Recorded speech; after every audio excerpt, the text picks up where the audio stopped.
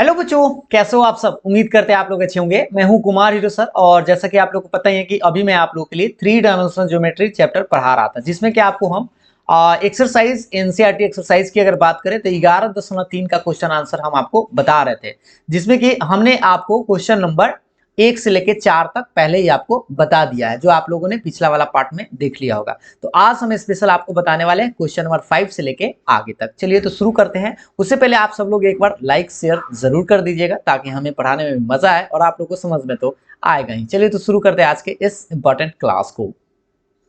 तो देखिए, सबसे पहले एक बार सब लोग अपने अपने बुक से क्वेश्चन जरूर पढ़ लीजिएगा, क्योंकि क्वेश्चन पढ़ ले रहिएगा तो आपको आइडिया रहेगा कि क्या पूछ रहा है। ठीक है, तो देखिए यहाँ पर आपको स्पष्ट हिंदी और इंग्लिश दोनों में दिखाई देगा। Find the vector and Cartesian equation of the plane, यानी कि कोई समतल है उसका आपको कार्तीय और सदिश दोनों समीकरण आपको निकालना है। कह रहा है पहला, it passes through the point 1 0 -2 and normal to the plane is, normal भी दिया गया। ठीक है, इसको हिंदी में थोड़ा सा पढ़ते हैं। सवाल नंबर 5, निम्नलिखित प्रतिबंधों के अंतर्गत समतलों का सदिश एवं कार्तीय समीकरण ज्ञात करना है। जो पहला सवाल, इसमें दो सवाल है।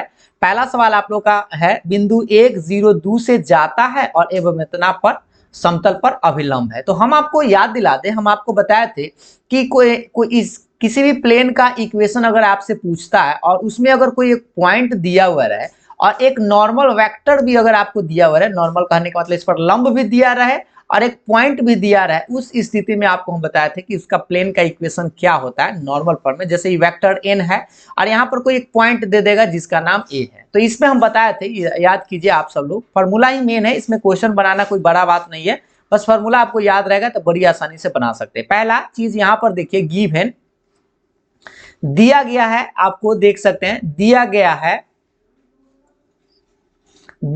क्या, तो एक पॉइंट आपको दे दिया गया। इस पॉइंट का नाम हम ए ले लेते हैं, 1 0 -2। ठीक है, और इससे आपको करना क्या है, इसका पोजीशन वेक्टर निकाल देना। तो इससे आप वेक्टर ए बराबर आ जाएगा, इसमें आई जे के सटा दीजिएगा, तो आई कैप प्लस 0 × जे कैप माइनस में 2 के कैप, इस तरह से। तो वेक्टर ए पता हो गया, इसका हम फॉर्मूला भी आपको याद दिलाते हैं। और यहाँ पे एक नॉर्मल वेक्टर ये जो दिया गया है ना, ये नॉर्मल वेक्टर है, इसको हम लोग कैपिटल एन बोलेंगे। ठीक है, ये आई कैप प्लस जे कैप माइनस के कैप, तो ये दे दिया गया है।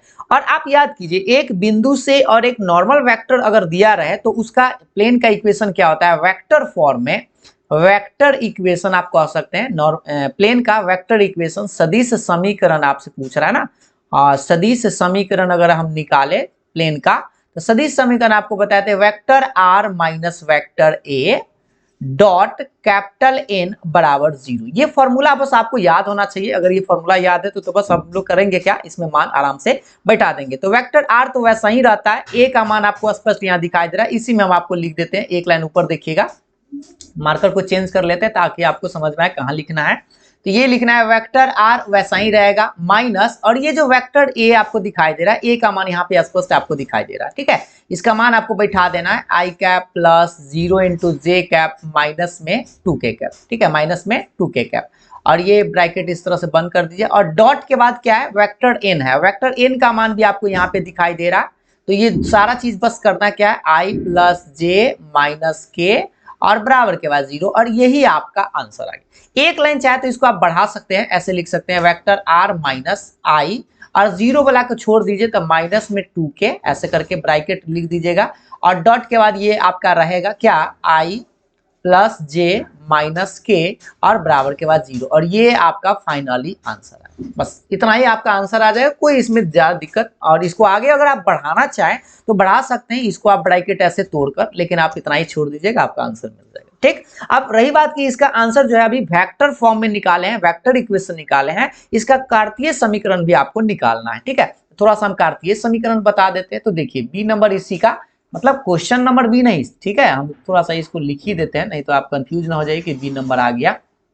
इसका हम लोग कार्टेशियन इक्वेशन यानी कार्टेशियन इक्वेशन हम निकाल देते हैं। कार्तीय समीकरण इसका क्या होगा, समतल का कार्तीय समीकरण। तो कार्तीय समीकरण का फॉर्मूला आप याद कीजिए, हम आपको बताते हैं a × x minus x1 plus b × y minus y1 plus c × z minus z1। ये फॉर्मूला आपको बताया गया होगा जब एक बिंदु से गुजरने वाला और एक दिए गए सदिश आपको लंबवत दिया हुआ रहे उस टाइम। तो आपको करना क्या है, यहाँ पे आप देख लीजिए सवाल में, देखिए जो पॉइंट दिले है उसको हम पॉइंट को लिख लेते हैं पहले एक बार। पॉइंट आपके पास था, एक बार इधर रफ में याद दिला दे, 1 0 -2 ये पॉइंट था, और एक नॉर्मल वेक्टर यहाँ पे जो आपको दिया गया था i प्लस जे माइनस के, एक सेकेंड देख लेते हैं थोड़ा सा, हाँ i प्लस जे माइनस में के, ये दो चीज यही तो दिया हुआ था ना। अब इसमें हम थोड़ा सा मान बैठा देते हैं, आसानी से आंसर आपका निकल जाएगा। देखिए इसमें थोड़ा सा मान बैठाइए, देखिएगा ध्यान से, ये जो ए बी सी दिखाई दे रहा है ना, ये नॉर्मल वेक्टर जो आपको दिया गया उसमें से आप ए बी सी निकालेंगे, आई के साथ, जे के साथ, के साथ, ठीक है। तो ए का मान यहाँ पे 1 लिखिएगा, एक्स माइनस ही छोड़ दीजिए, बाद में भरेंगे। बी का मान यहाँ जे के साथ वाला तो 1 है, और y माइनस ऐसे छोड़ दीजिए, और c का मान यहाँ पे देखिए k के साथ तो माइनस है, तो -1 लिख के z माइनस ऐसे करके छोड़ दीजिए, बराबर 0। अब यहाँ पर देखिए जो हम छोड़ दिए थे ये क्या है, x1 का मान है, y1 का मान है और z1 का मान, तो ये क्या है, पॉइंट से निकलेगा। तो यहाँ पे पॉइंट देख लीजिए 1 0 -2, तो एक x1 के मान यहाँ पे 1 लिखना है, y1 के मान यहाँ पे 0 लिखना है, और z1 का मान यहाँ -2 है, तो ये आपका हो जाएगा +2। अब इसको थोड़ा सा आगे बढ़ा दीजिए ब्रैकेट तोड़ के, x -1 1 से गुना करेंगे तो, और y में 1 से तो y -0, और ये z -2 बराबर 0। इसे आपका फाइनल आंसर आएगा x plus y minus z, -1 -2 कितना होता है, -3 बराबर 0। इसको आप एक लाइन बढ़ा सकते हैं, आगे ले जा सकते हैं, -3 उधर आके +3, ये आपका आंसर है। बस ये कार्तीय फॉर्म में पूछे तो बस आपको ये फॉर्मूला याद होना चाहिए, a into x minus x1 into plus b into y minus y1 plus c into z minus z1। ABC क्या है, तो d का अनुपात है किसका, जो नॉर्मल वेक्टर जो आपको दिए हुए रहेगा उसका, और x1 y1 z1 क्या है, तो एक पॉइंट जो दिए हुए रहेगा इसमें आपको मान बैठा देना। सेम तरीका का क्वेश्चन अगला है जो हम आपको दिखा देते हैं। नेक्स्ट क्वेश्चन देख लीजिए, इसको भी थोड़ा सा बना देते हैं। देखिए इसमें बी नंबर क्वेश्चन क्या है कि इट, देखिए that passes through the point, इस बार दिले 1 4 6 and normal to the vector, ये देखिए ये वाला दिए हुए, ठीक है, ये वाला है। तो एक बार हिंदी में देख लीजिए, बिंदु 1 4 6 से जाता है और इतना पर समतल पर अभिलंब सदिश है, ठीक है। तो इसमें गौर से देखिए क्या क्या दिया हुआ है, पहले पॉइंट को देख लीजिए। पॉइंट आपके पास, हम बी नंबर सवाल पर बात करते हैं, पॉइंट ए बराबर मान लेते हैं, आपके पास पॉइंट क्या है 1 4 6, ठीक है। और यहाँ जो नॉर्मल वेक्टर दिए हुए था उसको भी थोड़ा सा देख लीजिए, आपके पास नॉर्मल वेक्टर है i - 2j और प्लस में k, ठीक है, ये आपका नॉर्मल वेक्टर है। जैसे मान लीजिए ये एक कोई प्लेन है और ये इस पॉइंट से पास करता है और इस पर कुछ नॉर्मल आपको दिया गया है, ठीक। तो नॉर्मल e वाला n का मान दिया गया, यहाँ पर पॉइंट जो है a, यह भी आपको दिया गया। तो एक बिंदु से अगर पास करने वाला प्लेन का इक्वेशन कभी पूछे और नॉर्मल सदिश भी दिया रहे, तो वेक्टर इक्वेशन इसका क्या होगा, वेक्टर इक्वेशन यानी सदिश समीकरण किसका, तल का, याद रखिएगा, ठीक है। सदिश समीकरण ऐसा पूरा लिख सकते हैं, equation of plane in vector form, ऐसे, या आप इसका फॉर्मूला लिख दीजिए, vector r minus vector a dot capital n बराबर 0। अब इसमें मान थोड़ा सा बैठा दीजिए, वेक्टर आर तो वैसा ही रहेगा, वेक्टर ए कहां से आता, तो ये जो आपको पहला पॉइंट है ना उसका पोजीशन वेक्टर है, पहला जो पॉइंट आपको ये जो पॉइंट दिखाई दे रहा है इसमें आई जे के सटा दीजिएगा, तो आई प्लस 4j प्लस 6k, ठीक है, बस पॉइंट में, तो इससे आपका वेक्टर ए निकल जाएगा। और ई कैपिटल एन जो है ना, ये नॉर्मल वेक्टर, ये तो आपको दिया हुआ रहेगा, वही चीज आपको लिख देना, i - 2j प्लस k और बराबर के बाद 0, और यही आपका आंसर है। तो ये किस फॉर्म में, वेक्टर फॉर्म में। इसी चीज को हमको निकालना क्या था, कार्टेशियन फॉर्म में भी निकाल दीजिए, कार्तीय रूप में, कार्टेशियन फॉर्म यानी कि कार्तीय रूप, ठीक है। कार्तीय रूप में अगर आपसे पूछे तो आपको बस फॉर्मूला याद हो गया होगा, a into x minus x1 plus b into y minus y1 plus c into z minus z1 बराबर 0। अब इसमें थोड़ा सा मान बैठा दीजिए, a b c कहां से लाएंगे, ये जो नॉर्मल आपको दिखाई दे रहा है, ये जो कैपिटल N जो दिया हुआ था नॉर्मल वेक्टर, उसमें से लाएंगे। तो यहाँ i के साथ 1 है तो लिखेगा 1 इंटू एक्स माइनस कुछ नहीं, छोड़ दीजिएगा, b मतलब यहाँ पे -2 है तो लिखेगा -2 इंटू वाई माइनस, छोड़ दीजिएगा, सी यानी k के साथ में कुछ नहीं तो 1 है तो 1 इंटू जेड माइनस ऐसे छोड़ दीजिएगा, बराबर 0। अब यहाँ से जो छोड़े x1 y1 z1 का मान आपको यहाँ से बैठा देना होगा, तो थोड़ा सा देख लीजिए, मार्कर चेंज करके बैठा देते हैं। यहाँ देखिए ये जो पॉइंट है ना, ये x1 है, ये y1 है और ये z1 है, ठीक है। तो यहाँ पे बैठा x1 का मान 1, y1 का मान 4 और z1 का मान 6। अब इसको थोड़ा सा आपको बढ़ाना पड़ जाएगा, 1 से गुना करेंगे तो x - 1, 2 से गुना करिएगा तो -2y माइनस 4 दूनी +8 और ये प्लस z माइनस 6 बराबर 0। अब इसको थोड़ा सा इधर ही बढ़ा देते हैं, जोड़ जाड़ कर दीजिए, x -2y और प्लस में z ये रहेगा, बताइए -1 और 8 और ये -6, तो -7 + 1 आना चाहिए, +1 = 0 और यही आपका आंसर है। ठीक है, और ये आपका करेक्ट आंसर होगा। तो ज्यादा टेंशन लेने की जरूरत नहीं है, इसमें बस आपको फॉर्मूला याद रखना है, मान आराम से बैठा देना है, आंसर आ जाएगा। दोनों क्वेश्चन एक ही टाइप का था, हमें उम्मीद है कि आप लोगों को इसमें दिक्कत नहीं हुआ होगा। तो बढ़ते हैं अगले नंबर सवाल की तरफ। चलिए, तो नेक्स्ट सवाल पहले आप सब लोग एक बार देख लीजिए। नेक्स्ट सवाल यानी कि सवाल नंबर 6 क्या है, find the equation of the plane that passes through 3 points, यानी कि 3 गो बिंदुओं से गुजरने वाले तल का समीकरण आपको निकालना है। एक बार हिंदी में भी देख लीजिए, उन समतलों का समीकरण ज्ञात करें जो निम्नलिखित 3 बिंदुओं से गुजरता है। तो देखिए, हम आपको एक फॉर्मूला बताए थे कि 3 असंरेख बिंदुओं से होकर जाने वाला प्लेन का समीकरण आपको फॉर्मूला बताया गया था। 3 गो असंरेख मतलब कहीं कहीं पे पॉइंट हो सकता है अलग अलग, ठीक है, एक ही रेखा पर न हो, तब हम इस प्लेन का इक्वेशन आसानी से निकाल सकते थे, फॉर्मूला बताए थे। ठीक है, तो फॉर्मूला पहले आपको याद होना चाहिए। और सबसे पहले यहां पर चेक करना हो सकता है कि ये कोलिनियर है कि नहीं। कोलिनियर होगा, मान लीजिए नॉन कोलिनियर, याद रखिए नॉन कोलिनियर होना चाहिए। नॉन कोलिनियर कहने का मतलब यह होता है कि अलग अलग पॉइंट होगा, एक ही रेखा पर नहीं होना चाहिए, तभी इक्वेशन निकलेगा एक। और नहीं तो अगर मान लीजिए कोलिनियर कभी आ जाए तो बहुत सारा प्लेन निकल सकता है, तो उस टाइम आप इक्वेशन नहीं निकाल सकते हैं। तो थोड़ा सा हम आपको फॉर्मूला ही एक बार याद दिला देते हैं। देखिए, इसका फॉर्मूला देख लीजिए एक बार। Equation of plane, equation of plane, समतल का समीकरण, समतल का समीकरण किस टाइप में, जब आपको 3 गो असंरेख बिंदु दिए हुए रहता। फिलहाल हम ये मान लेते हैं कि 3 गो असंरेख है और इसका मान निकाल के चेक, या आप पहले चेक भी कर सकते हैं या डायरेक्ट भी बढ़ सकते हैं। तो देखिए, एक बार फॉर्मूला हम आपको बता देते हैं। इसमें आपको करना क्या है, पहले एक बार फॉर्मूला थोड़ा सा याद कर लीजिए आप लोग जल्दी।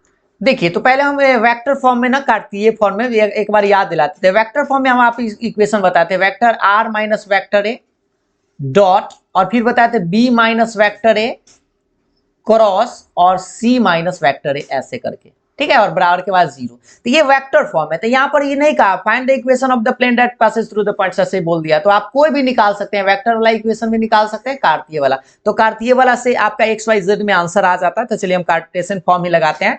तो आर में से घटाते हैं, यानी कि ऐसे लिखते हैं एक्स माइनस x1, फिर लिखते हैं y minus y1, z minus z1, ये पहला। दूसरा रो में आपको क्या करना है, b में से घटाना है, यानी x2 minus x1, y2 minus y1, z2 minus z1, ये फॉर्मूला भी हम लिख रहे हैं। उसके बाद होता है c में से, मतलब x3 minus x1, y3 minus y1 और z3 माइनस z1, और बराबर के बाद आपको लिखना है 0, ठीक है। और इसमें आपको एक्सपेंड करना है, इससे आप आसानी से प्लेन का इक्वेशन निकल जाएगा। लेकिन उससे पहले आपको थोड़ा सा मान बैठाना पड़ेगा। चलिए मान बैठा के देखते हैं।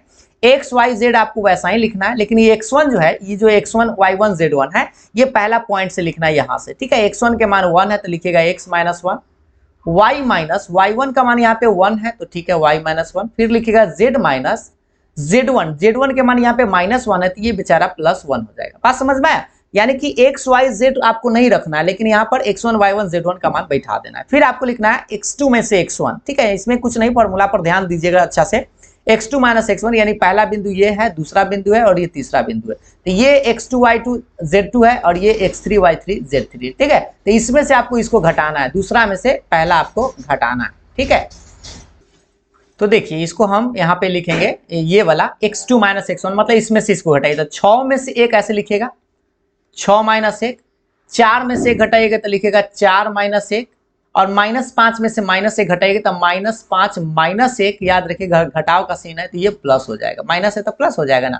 अब बराबर के बाद आपका 0 है। फिर उसी तरह से आपको क्या लिखना है, x3 में से x1, यानी ये जो x3 है ना, तीसरा पॉइंट में से आपको पहला पॉइंट इस बार घटाना है। तो घटाइए, -4 में से 1 घटाना तो -4 -1 ऐसे, -2 में से 1 घटाना तो लिखेंगे -2 -1, 3 में से आपको 1 घटाना तो लिखेंगे 3 -1 तब +1। अब थोड़ा सा इसको ना एक्सपेंड करना पड़ेगा, तो थोड़ा सा हम आपको बताते हैं। इसी में अगर अट जाए तो थोड़ा सा इसको छोटा कर लेते हैं ताकि आपको इसी चीज में दिखाई दे दे।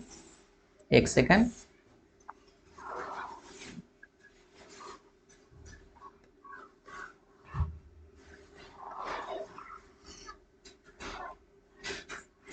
हाँ देखिए, अब इसी में थोड़ा सा मान निकाल देते हैं, बस इसको आपको यहाँ पे एक्सपेंड कर देना है।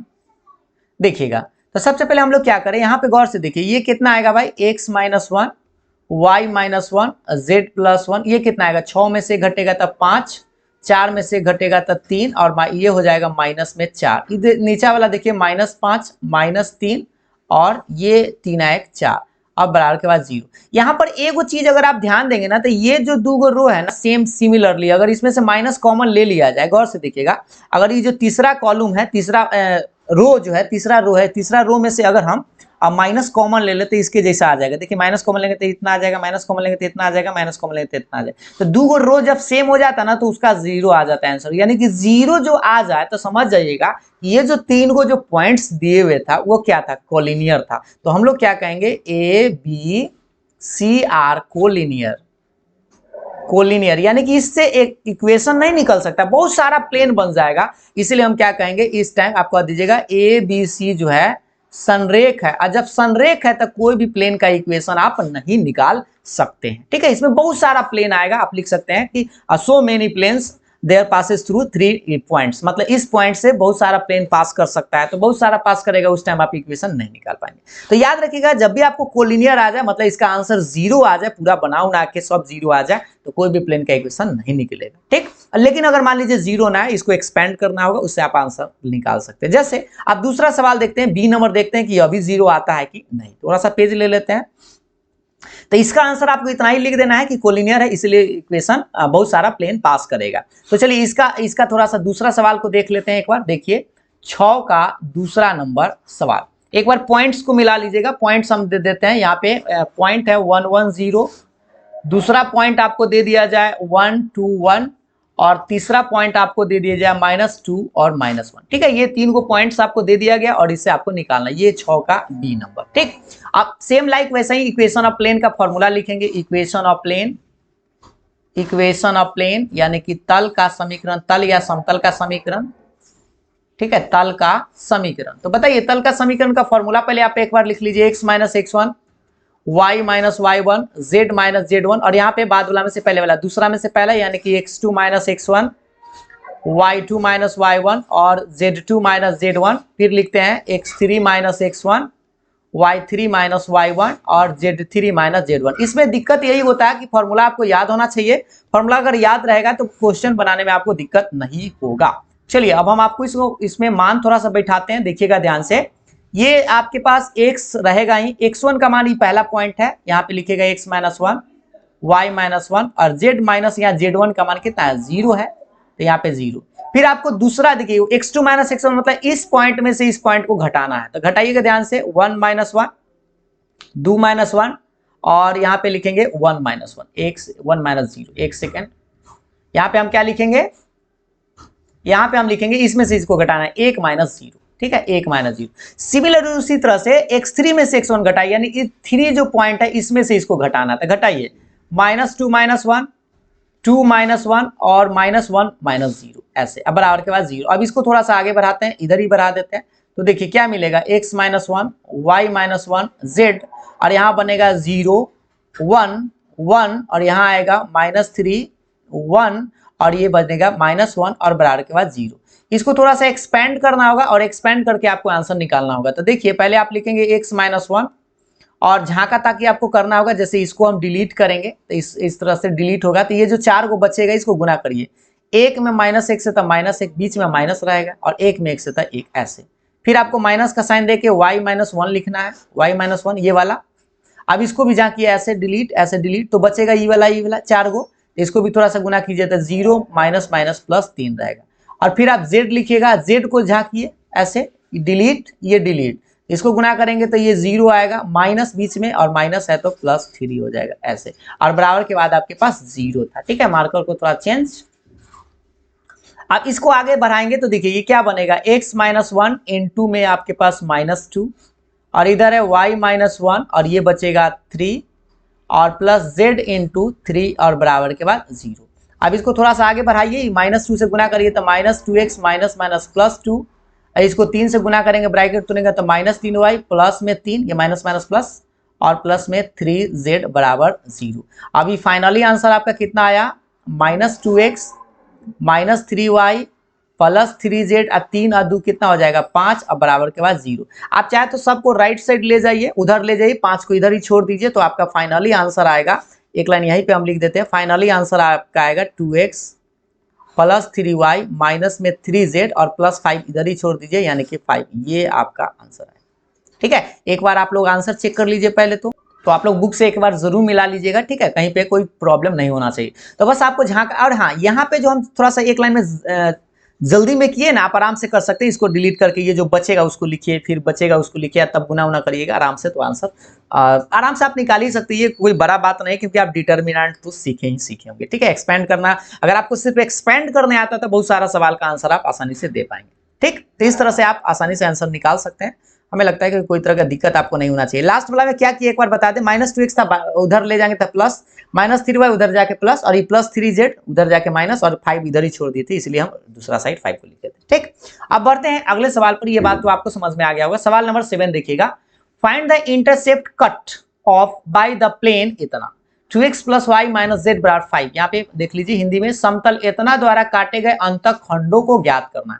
कभी हम आपको एक बात बताए थे कि अंतःखंड रूप में ऐसे प्लेन का इक्वेशन, पहले आपको याद होना चाहिए कि अंतःखंड रूप में प्लेन का इक्वेशन कैसा होता है। याद कीजिए, एक्स एक्सिस पर हम बताए थे कि a, 0, 0, y एक्सिस पर बोले थे 0, b, 0, और z एक्सिस पर 0, 0, c। ये x है, ये y और ये z, याद है, और तीनों को ऐसे मिलाए थे, और ये इंटरसेप्ट फॉर्म आपका बना था। तो यहाँ पर क्या पूछ रहा है, यहाँ पे आपके पूछ रहा है इंटरसेप्ट फॉर्म में ही आपको बदलना है। ठीक है, तो थोड़ा सा देखिए, यहाँ पे आपको करना क्या है, समीकरण पहले आप देख लीजिए, 2x + y - z = 5 है। तो सबसे पहले तो हम आपको याद दिला दें कि इंटरसेप्ट फॉर्म में प्लेन का इक्वेशन होता कैसा है। देखिए, याद कीजिए, x/a, y/b, z/c = 1, ये होता है इंटरसेप्ट फॉर्म में, यानी कि अंतःखंड रूप में समतल का समीकरण। ठीक है, अब आपको करना क्या होगा, ये जो समीकरण इसको भी आपको इसी फॉर्म पर लाना पड़ेगा। ये जो x/a + y/b z/c है, वैसा लाना होगा। तो आप लाने के लिए क्या करिएगा, बराबर के बाद देख लीजिए, आपके पास क्या होना चाहिए, 1 होना चाहिए, लेकिन यहाँ बराबर के बाद 5 है, तो आप 5 से सब में भाग दे दीजिएगा। 2x/5 y/5 - z/5 = 1। 5 से ही क्यों भाग दिए, क्योंकि 5 है तो 5 से भाग दीजिएगा, तभी तो एक आएगा। अगर मान लीजिए कोई दूसरा नंबर रहता, जैसे 10, 20, 25 ऐसा रहता, उसी से आप भाग दे दीजिएगा। ठीक, अब यहाँ पे देखिए, 2 से 2 कटेगा नहीं, 5 है तो आप क्या करिएगा, आपको x अकेले चाहिए, तो ये जो 2 है इसको आप बटा में बिक दीजिएगा, ऐसे x/5/2, क्योंकि 5/2 पलट जाएगा तो फिर 2/5 आ जाएगा, ऐसा आ जाएगा, और ये y/5 रहेगा, और यहाँ जो माइनस आप प्लस लिखेंगे, और z/, जो माइनस है नीचे में लिख दीजिएगा, ऐसे बराबर के बाद 1, आप ये रहेगा। अब इसको अगर आप तुलना करिएगा, आपके अपने जो फॉर्म था x/a + y/b + z/c = 1, इससे अगर आप तुलना करिएगा तो आपको पता चलेगा कि a का मान क्या है, b का मान क्या है। इसे आप कह सकते हैं कि x इंटरसेप्ट जो है, यानी कि x अंतःखंड आपका कितना आया, a होता है। ठीक है, x अंतःखंड को a बोलते हैं, तो a का मान कितना है, 5/2। फिर आप उसे लिखेंगे y इंटरसेप्ट, यानी कि y अंतःखंड, ऐसा करके, तो y अंतःखंड b होता है, b का मान 5 है, और एक और लिख दीजिएगा z अंतःखंड, यानी कि z अंतःखंड, इस तरह से बराबर कितना होता है, c होता है, और c का मान यहाँ पे मिला लीजिए, कितना है, -5 है, तो -5। ये आपका आंसर है, एक 5/2, एक 5 और एक माइनस में 5। ये आपका अंतःखंड। कभी कभी आपको ये सवाल ऑब्जेक्टिव में पूछ सकता है, जैसे अगर सवाल आपसे दे दिया जाए कुछ इस तरह से, 2x + 3y प्लस में 4z = 12, और क्या कहेगा, इसका बताइए अंतःखंड कितना कितना कितना है, कॉमा के रूप में। तो इसका अगर आंसर लिखा है, ये जो आपका 7 नंबर सवाल था, 5/2, 5 और -5, ऐसे आपको लिख के छोड़ देना। अगर इसका सवाल पूछे तो इसका आप आंसर कमेंट करके हमें जल्दी से बता दीजिए कि इसका कितना आएगा। पहले 12 से भाग दे देंगे, आराम से जो आएगा वही हो जाएगा। ठीक, अब चलते हैं, बढ़ते हैं अगले नंबर सवाल पर। ये सिंपल सा सवाल था। 8वां नंबर बड़ा सस्ता सवाल है, देखिएगा, लेकिन अगर सवाल पढ़ेंगे तो थोड़ा सा अजीब गरीब लगेगा। Find the equation of the plane with intercept, यानी 3 है। कौन इंटरसेप्ट है, तो y इंटरसेप्ट, यानी y एक्सिस का इंटरसेप्ट दे दिया गया। ठीक है, और पैरेलल टू z एक्सिस। याद कीजिए, हम आपको बताए थे कि zx एक्सिस के पैरेलल, या ऐसे बोले होंगे zx xy या yz, ऐसे करके प्लेन का इक्वेशन, यानी कि पैरेलल। तो आप याद कीजिए, सबसे पहले तो हम आपको याद दिला दें कि इक्वेशन ऑफ प्लेन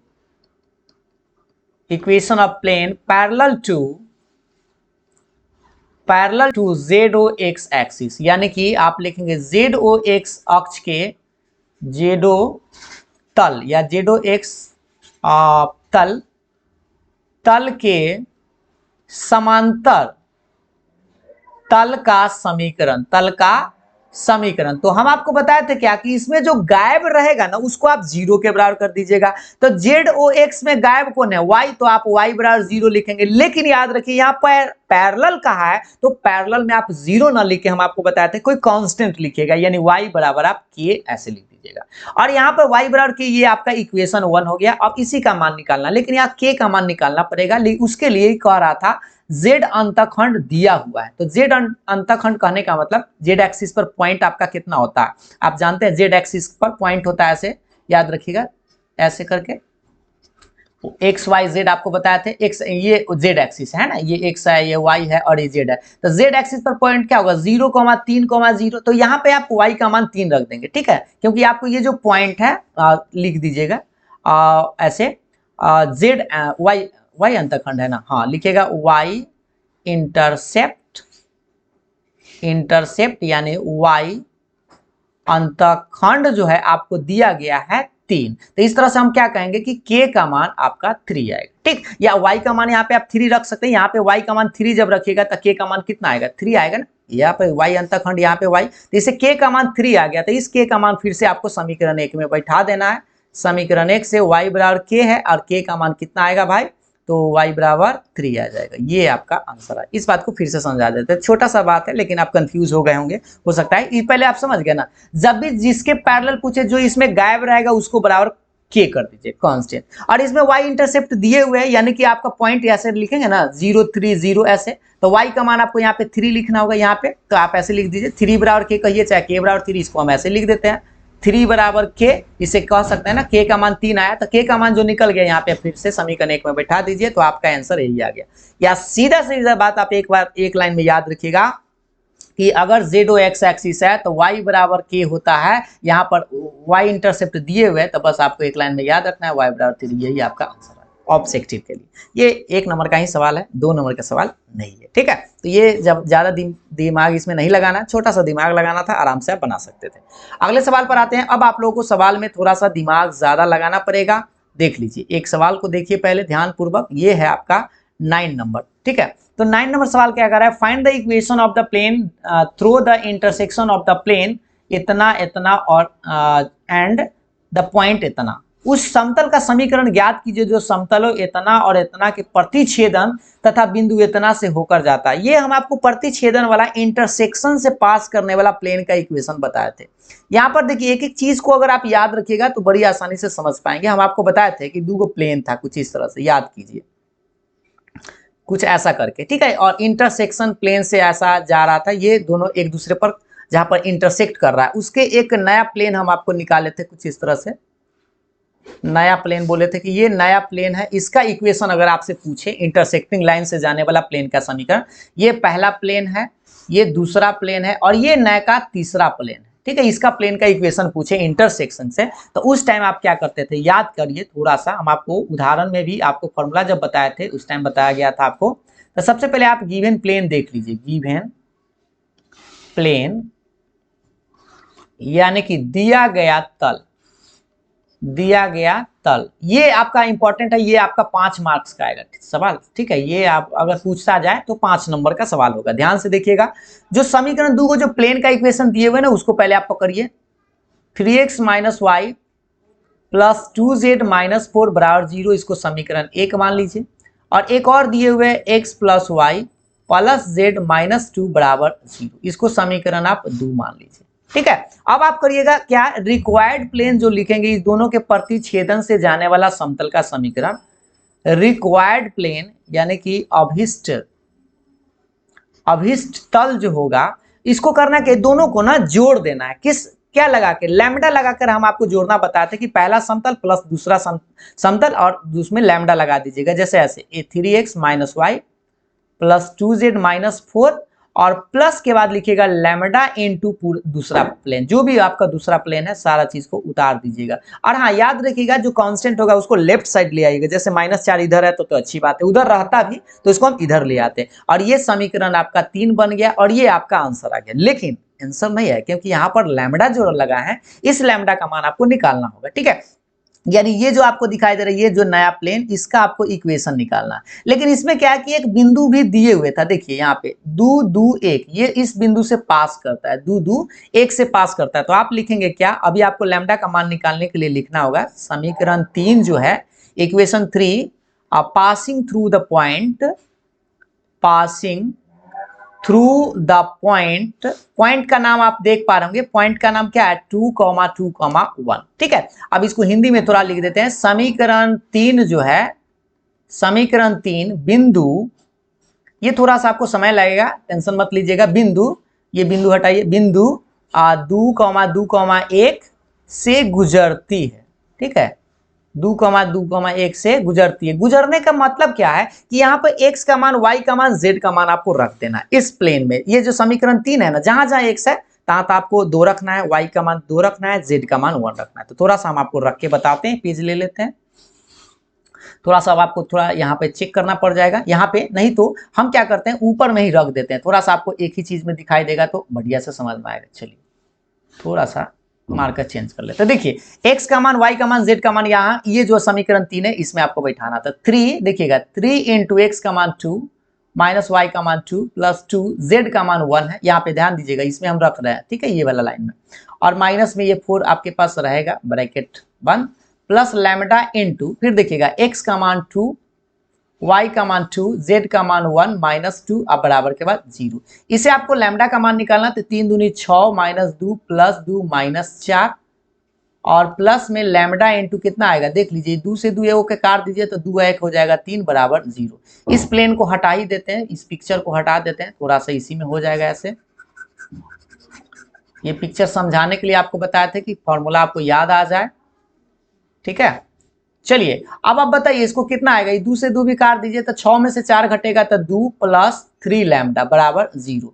इसे आपको लैम्बडा का मान दिखाई देगा 3 लैम्बडा प्लस 2 इधर आके माइनस 2, इसे लैम्बडा का मान आ जाएगा -2/3। ये आया लैम्बडा का मान। तो आपको करना क्या है, लैम्बडा ही तो दिक्कत दे रहा था ना यहाँ पे, तो लैम्बडा का मान आपको समीकरण 3 में बैठा देना है, फाइनल आंसर आ जाएगा। बैठाकर हम आपको बता ही देते हैं, देखिएगा ध्यान से, ये आपको क्या लिखना है 3x माइनस, अब लिख लीजिएगा समीकरण 3 से। ठीक है, तो समीकरण 3 एक बार देख लीजिए आपके पास क्या था, 3x minus y plus 2z minus 4, 3x minus y plus 2z minus 4, और प्लस में लैम्बडा इनटू वाला थोड़ा देख लीजिए क्या था, x plus y plus z minus 2, x plus y plus z minus 2 बराबर के बाद 0। ठीक है, अब इसको करना क्या है, थोड़ा सा ध्यान दे दीजिए, यहाँ पर आपको लैम्बडा का मान बैठा देना है, 3x minus y plus 2z minus 4, lambda का मान बताइए तो कितना लाए हैं, 2/3 लाए हैं ना, एक बार देख लीजिए तो -2/3 है, हाँ -2/3 है, तो यहाँ पे आ जाएगा -2/3, और x plus y plus z minus 2 बराबर 0। अब इसको थोड़ा सा आगे बढ़ा दीजिए मार्कर चेंज करके, बताइए इसका एलसीएम ले लीजिए 3, तो 3 से गुना करेंगे तो 9x माइनस में 3y प्लस में 6z माइनस में 4 3 12, इसको गुना कीजिए तो -2x minus 2y minus 2z minus minus 2 दूना 4 प्लस में बराबर के बाद 0। बनाइए 9 में से ही 2 घटाएंगे तो 7x minus 3y minus 2y कितना आएगा -5y, 6 गो z में से 2 गो तो 4 गो z, माइनस 12 प्लस 4, यानी 4 में से 12 घटेगा तो -8, और बटा में ये 3 है बराबर के बाद 0।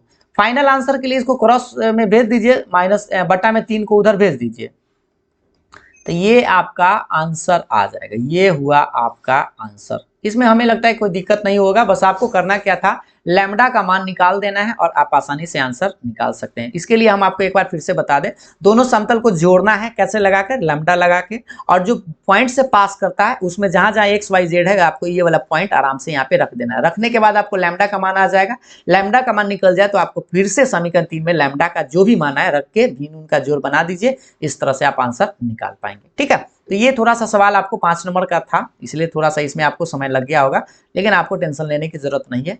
अब देखिएगा, तो इसमें तो किसी प्रकार का कोई दिक्कत आपको नहीं हुआ होगा, ये 5 नंबर का सवाल था। चलिए, तो आज के अंक को यहीं हम छोड़ देते हैं, फिर हम आपको नेक्स्ट वीडियो में नेक्स्ट क्वेश्चन के साथ बताएंगे। ठीक है, और नेक्स्ट पार्ट में आपको कंप्लीट हम कल पूरा कंप्लीट हो जाएगा। ठीक है, तो आज के लिए इतना ही, लाइक सर जरूर करिएगा। Thank you.